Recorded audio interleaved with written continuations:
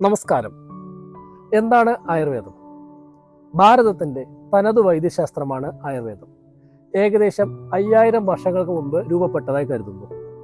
ഋഗ്വേദം, യജുർവേദം, സാമവേദം, അഥർവവേദം തുടങ്ങിയ 4 വേദങ്ങളിൽ അഥർവവേദത്തിൻ്റെ ഉപവേദമാണ് ആയുർവേദം. ആയുർവേദം എന്ന വാക്ക് സംസ്കൃത പദത്തിൽ നിന്നും ഉരുത്തിരിഞ്ഞതാണ്. ആയുർ മീൻസ് ലൈഫ് അല്ലെങ്കിൽ ജീവിതം. വേദം മീൻസ് സയൻസ് ഓർ അറിവ്. ഇപ്പോൾ സയൻസ് ഓഫ് ലൈഫ് എന്ന് നമുക്ക് ആയുർവേദത്തെ വിശേഷിപ്പിക്കാം. ആയുർവേദത്തിന്റെ പ്രധാന ഗ്രന്ഥങ്ങൾ ചരക സംഹിത, സുശ്രുത സംഹിത, അഷ്ടാംഗഹൃദയം തുടങ്ങിയവയാണ്. ആയുർവേദത്തിന്റെ പ്രസക്തി നാൾക്കുനാൾ വർദ്ധിച്ചു വരികയാണ്. ആയുർവേദം ഇന്ത്യയിൽ മാത്രമായി ചുരുങ്ങാതെ ലോകശ്രദ്ധ നേടി വരികയാണ്. വിദേശ ശക്തികൾ ഇന്ത്യയിൽ വരുന്നതിന് മുന്നേ പേരുറച്ച ഒരു വൈദ്യശാസ്ത്രമാണ് ആയുർവേദം.